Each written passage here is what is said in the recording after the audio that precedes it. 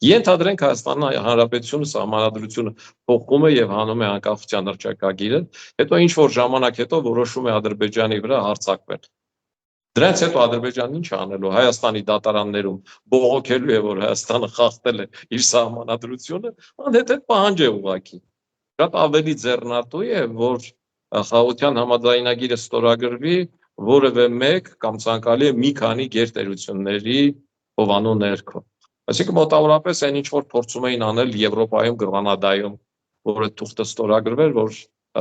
5 երկրների ներկայությամբ փաստաթուղթ ստորագրվեր, որտեղ երկու երկրները ճանաչում են միմյանց տարածքային ամբողջականությունը։ Կամ եթե այդ տարբերակը չկա, Ադրբեջանը հրաժարվում է եվրոպական հովանու ներքո որևէ փաստաթուղթ ստորագրել, այդ թուղթը ստորագրվեր Միացյալ Նահանգների հովանու ներքո, այդ շատ ավելի լուրջ երաշխիք կներ Ադրբեջանի համար, որ Հայաստանը այլևս չի հարձակվի Ադրբեջանի վրա, քան այն, որ Հայաստանը իր սահմանադրությունը փոխի։ Այդ սահմանադրություն փոխելը որևէ երաշխիք հետագայում, որ Հայաստանի չհարձակվելու առումով։ Այսինքն Ադրբեջանը փորձում է այն կարգի խնդիրներ դնել, որոնք իր կարծիքով Հայաստանի Հանրապետությունը իզորու չէ կատարել, հետևաբար դրանով ցույց տալ, որ տեսեք Հայաստանը դեստրուկտիվ է ու խաղաղություն չի ուզում, եւ պահել այս ոչ խաղաղություն, ոչ պատերազմ իրավիճակը